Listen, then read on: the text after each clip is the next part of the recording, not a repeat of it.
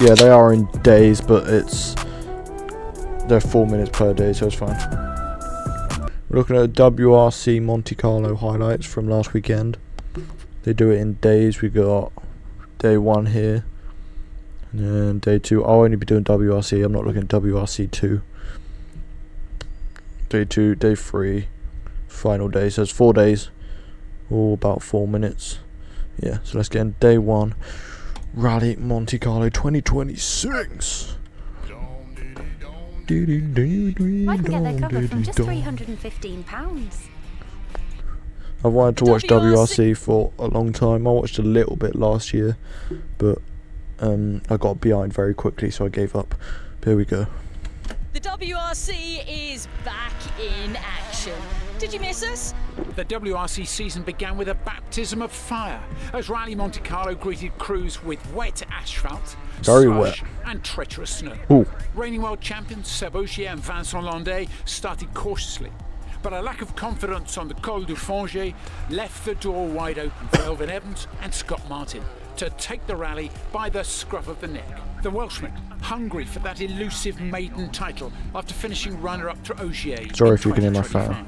This is a strong start from Elfyn, sending a message straight away. Bex, that's probably one of the best stages I've seen from Elfyn in the last year. 38.1 seconds faster. 38 seconds quicker than Seb and 15 quicker than anybody else. Wow. Yeah, but you could have told me I would have been 2 minutes slower and I would have believed you. With the Monte Master over a minute okay, of mate. pace, Good to know. Solberg's return to full-time WRC action with Toyota. Mate, Rally's so sick. The Swede and co-driver Elliot Edmondson was second to Evans and Martin on the opening test with an unfavourable tyre setup for the conditions before Solberg put on an absolute masterclass in stage 2. 31.1 seconds faster than Elfyn Evans. Fucking hell. And that puts him into the lead of Rallye Monte Carlo. Wow. I guess the gaps would be bigger anyway. And I thought I was off many times, but somehow it just. Thierry Neuville and Martin Vediger were hoping for a smoother start to the season. That's what I wanted to do. I'll start it today. I'll get the wheel over it, and I'll get on WRC on my Xbox, and I want to learn. Well, I want to do the full Rallye Monte Carlo, and then I'll do the same for F1 when it starts. After a and GT World Challenge on a set of course. Oh, we're not supposed to go there. Thierry just dropping it into the ditch, carried the momentum. And their teammates, Adrien Fourmeau and Alex Correa, didn't fare much better on the snow. Fourmeau was clear about the difficulty of the challenge at the stop control. It was one of the most difficult stages I've done in my life. Ah, okay. It's we have just no grip at all. Incidents for Sami Piari and Josh McAlean on Col du Fongier gave Rally 1 rookies John Armstrong and Shane Byrne a golden opportunity to prove themselves on their Monte Carlo debut. And despite a brush with disaster, the M Sport Ford crew found themselves in 3rd place going into the final test of day 1. As if conditions but it went off hadn't been track. hard enough, The visibility was at a minimum. Jesus for stage Christ. 3. Oh, look at the fog now, Bex. No, This is what they were referring to how then, the wasn't fuck it? can you? This visibility, or lack of rather. The fact that they're still going is crazy. And the luck in that for Seb Ogier. See, I know how to say that. It's not Ogier. And she said it earlier, but yeah, that's just unlucky. And one of my favourite parts is that they drive between the stages. You know, not an exciting part at all, but I don't even think they show it. You're extremely happy that it's over. Conditions progressively became worse. That's awful. Fourmeau and Correa lost their bearings mid-stage. Adrian was on it. He was only 7.1 slower than Ogier at 14 kilometres. He was And now he's like, where the fuck's the This is road? what happens in these conditions when you're just pushing on a little bit. You have to be patient. The red flag was raised. Finally. Stage 3 to a stop. Nominal times They do were it given to the after remaining they've crews, just gone. leaving That's Solberg just... in the lead after his stage 2 magic, and Armstrong in the top 3 at the end of his first day in the WRC. I had so much fog. Seriously, I don't know what the others had, but oh my god. Obviously that one got red flagged for us, presumably for the fog, because yeah, I would assume so, in the yeah. middle of the stage it was like literally on the bonnet, and so tricky to even just stay on the road. So yeah, probably the right decision. Yeah, we'll see what happens. Obviously, that should be a nominal time for us, and we should stay third. So that's quite good for the first night in Monte Carlo and first night in Rallye 1. So yeah, we'll take that. So the end of day one, Solberg leads Rallye Monte Carlo ahead of teammate Evans, with debutant Armstrong in third. Right, I'm going to try and learn these names and who's good. Obviously, first round, first stage of the year, not too much hope. I'm for Ford, because Red Bull, Ford, I'm pretty sure that's the Rallye team, and then now Formula One. So Red Bull and Ford, you're my team, even though the Brits are Toyota. What's that, Irish? I don't hate the Irish. Molai's fourth, and Ogier rounds out the top five. That was day one. I'll just look at the leaderboard again. Toyota, Ford, Hyundai, Toyota, Ford, Hyundai, Lancia. Fucking hell. So that's the drivers, that's co-drivers, I'm guessing. Armstrong. Thierry Neuville, he's good, I think. I'm really glad my camera's covering that, but just for you horny boys.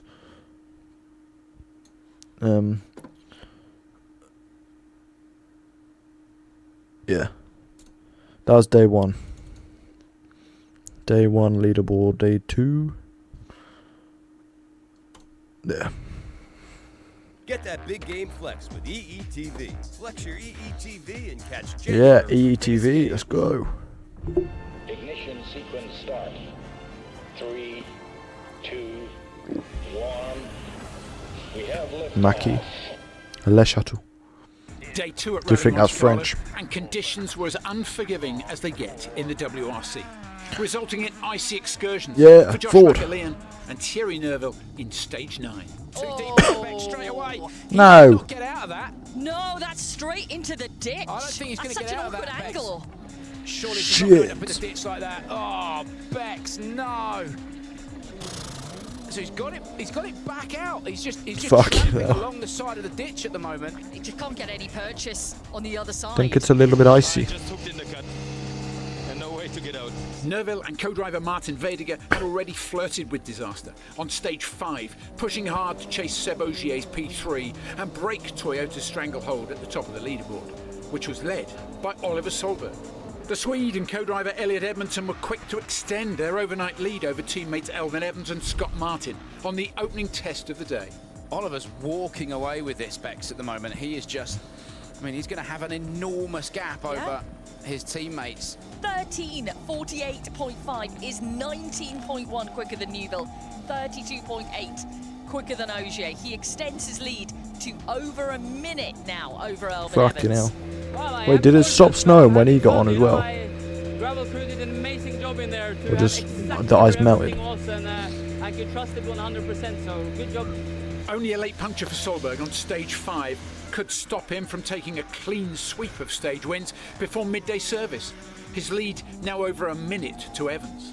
Takamoto Katsuta and Aaron Johnson couldn't match their teammates for pace, and after picking up consecutive punctures on stages 5 and 6, bad luck struck a third time during the second pass.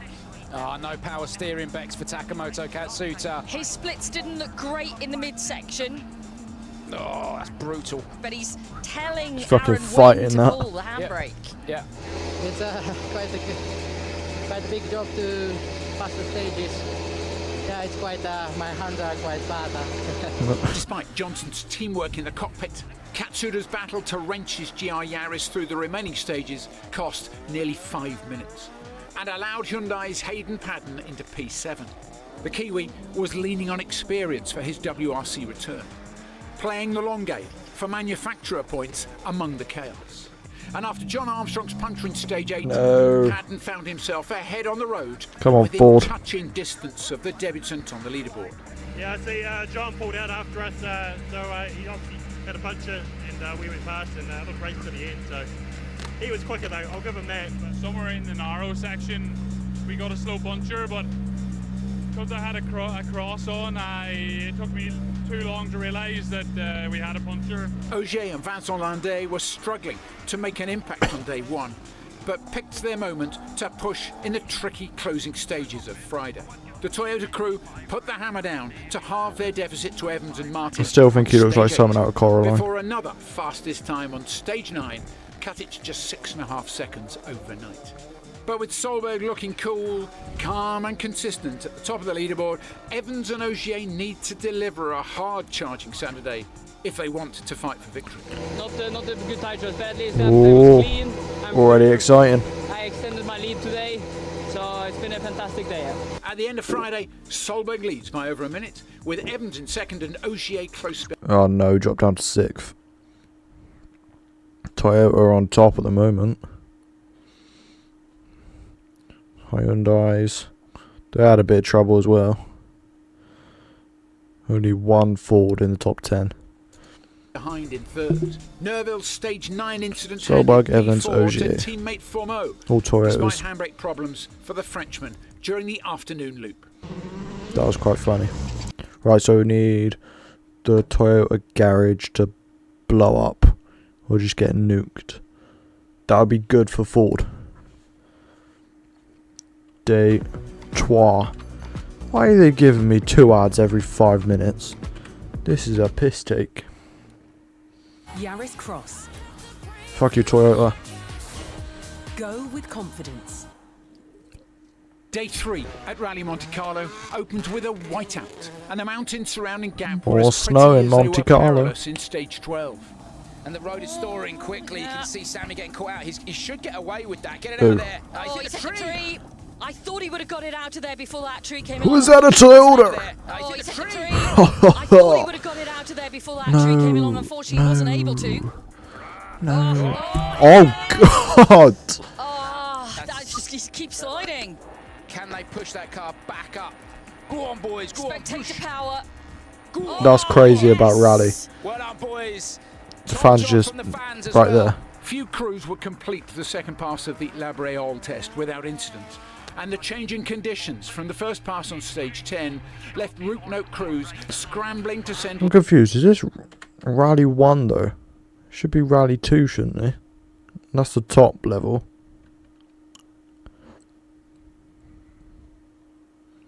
I believe. Last minute revisions to the co-drivers.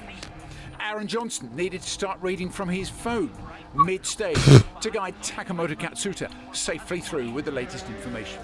The pair recovering from a power steering failure on day 2. There's the pace notebook. So you did have the notes. Oh yeah, Aaron wouldn't leave him behind. Yeah, Aaron did a good job. We didn't get the info from Grabber crew. Missing a few gates, so he did his best and tried to do it. So nice helmets. Seb Ogier had gone quickest the first time through, chasing a narrow 6.5 second deficit to Elvin Evans. Ogier is hunting him down today, and that hunt begins on Is his that Seb? very first stage. For Ogier and Evans to come through here separated by just 3.5 seconds. Bro, look at him. I can't. Madness. Evans and co-driver Scott Martin hit back, extending their advantage in P2 to 10 seconds after stage 11, before forging a clean run through stage 12 to open a 26-second buffer. Unbelievable, really unbelievable. Like, you think it's improving, but then you just get this nervous twitch from the car immediately. It's horrible. That is, people always say it's the worst stage. It's very close, this one. Neither Evans nor Ogier could reel in starlet teammates Oliver Solberg and Elliot Edmondson. Such was Solberg's pace, the rally leader could afford this slip up on stage 12 and still take the fastest time at the flying finish. This is a replay. Oh yeah, that wasn't even that bad. Oh wait, he's gone. That was pretty bad. Where are you going?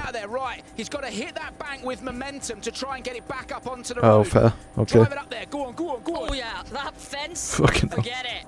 Adrian Formeau and Yeah, Elliot Rally's Carrillo just led sick. two It's a race different cars, breed. found themselves in no man's land of fourth by the end of day 3.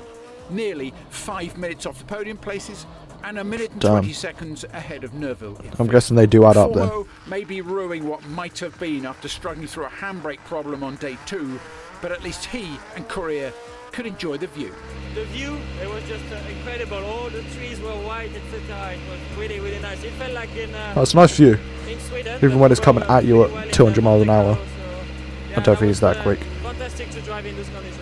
For the first time since 2008, the WRC took to the streets of Monaco for Saturday night's super special stage. Oh, yeah. And local resident Taka Katsuta was enjoying the opportunity to go full send on his home roads. Have you been doing your daily runs around there now?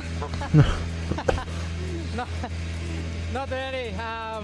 If that's allowed, of course, every day I do, But Katsuta was pipped to his first stage win of 2026 by a neat run from Formeau.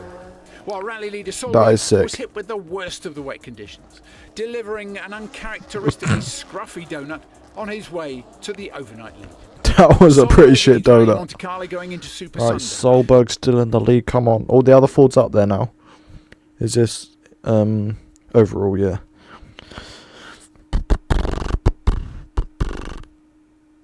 Is that 3 minutes total? 3 minutes. I can't be surely. It is. That's fucking 3 minutes. Stage 13 out of 17. How many fucking stages are there? If there's that many, I might do this tomorrow. I might come back on stream tomorrow. I'm planning to have Sunday as my sim stream day. Solberg and Toyota still on top. Evans, Ogier, Toyota are just killing it. And then a French pack there. Hyundai. Fucking 5 minutes behind third, yep. Neuville, Hyundai again. Ford, Citroen, Ford, Toyota, Skoda up there. I don't get this 13, stage 13. They haven't shown that many. Maybe they have. I just thought it was all... I thought it was like one a day. I know they drive between stages. And just a handful of stages separate him from becoming the youngest ever winner of the Monte. Evans is just under a minute behind in second, with Ogier a further 26 seconds back in third. Formeau and Neuville complete the top five, while a solid drive from John Armstrong places him sixth. Still sixth though, 10 seconds off. No, that's 10 minutes. Wait.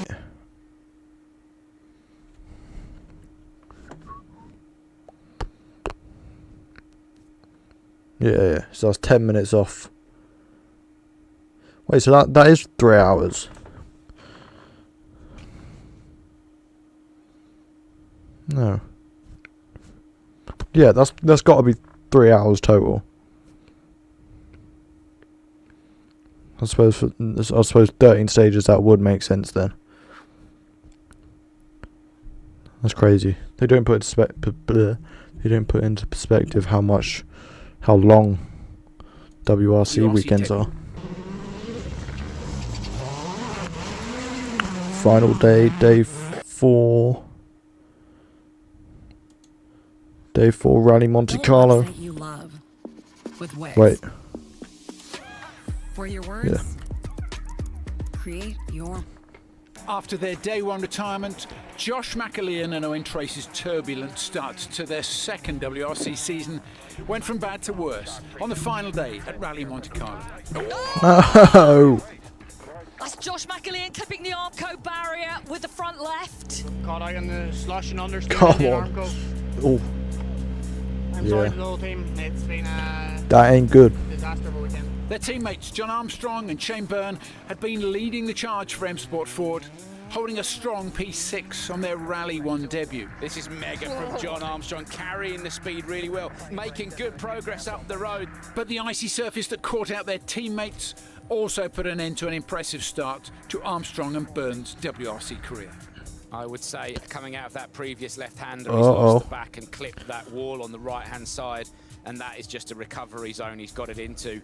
Stage conditions on Super Sunday were changing rapidly. I did too often. From thick snow and icy sections to slush and wet asphalt on the second pass of the Col de Braus Asphalt. and Col de Turini. Such was the change in grip levels compared to the early runners. Matteo Fontana found himself the winner of stages 14 and 15 in a Rally 3 car. Wow! It's amazing. I mean, it was really difficult at the beginning because... Oh, is there like 4 stages per day? That might be it. Cars in the front cut it a lot. And then a super special stage, or whatever it's called. It's incredible. Elfyn Evans and Adrian Formeau were the fastest of the Rally 1 drivers, battling for Super Sunday supremacy, as Evans aimed for his 3rd consecutive Monte Carlo podium. And Formeau looked to consolidate his haul of points for Hyundai from P4. With close calls for Takamoto Katsuta and Thierry Neuville. Cheeky little spin for Neuville, he'll get that turned around. Will he come back up the road? No, he's going to 3-point turn it. Rally leaders Oliver Solberg and Elliot Edmondson were focused on securing the overall win, yielding outright speed for a safe finish. But despite their the GI Yaris is nuts. multiple spins were unwelcome flirtations with disaster. Thankfully, their lead was sufficient to provide slipping room. At the end here, there was like snow maybe, but there was definitely snow. So I went there was definitely snow. And I had to like do the corner again. But the rest is perfect, yeah, really good. And now I just want to finish the last one. Salogier's 3rd place was lackluster by his standards at Monte Carlo. And with Evans and Scott Martin securing P2 with the fastest time on the so satisfying. Stage, the 10-time winner took a moment to enjoy the crowning of the WRC. I will have to rewatch all this because alongside I'm not remembering Oliver's much. dad, Peter Solberg. What I might start doing is I want to start watching it live, watching everything live. So when I've got time and when I know it's coming, I'll get it on, and then probably watch the highlights off stream, and then again on stream. Then I should understand what's going on with WRC Formula E, Formula 1. He has really put on a sensational display. Hanging the back of the car he out takes through there. then, as we come through the flying finish, his 2nd WRC win. Huge congratulations to Oliver Solberg and Elliot Emerson. Wow. Toyota. Oliver, wow, congratulations. Looking at that, I'm not confident in Ford. Absolutely incredible. The winner of Rally Monte Carlo 2026. Can you even believe this? I don't understand it at the moment, I think. It's another emotional day, you know. The most difficult rally I've done in my life, and it's my first rally in the car, you know, on tarmac, back again, on full level. And here we are winning the whole thing, you know. Solberg wins Rally Monte Carlo on his return to full-time W. Is it done on driver and team or manufacturer? I guess it's all of it together in it. There'll be a driver championship and then maybe a manufacturer championship. Or it wouldn't just be driver, it would be team because it's quite big of a team sport. RC action. Evans secures 2nd place alongside a Super Sunday victory and the fastest. Come on. What happened? Not good for Ford. Stage. Ogier completes the podium in 3rd. Formeau finishes 4th, and Thierry Neuville ends his frustrating weekend in 5th. And this is how the championship looks after the opening round of the season. See you at the next round. Does top 10 just... Well, does below top 10 just mean nothing? Obviously, points-wise, I expected that. I mean, it is still different to... 1, 2, 4... Joint? Okay. Solberg for the win in Monte Carlo. Sweden. Sweden, indeed.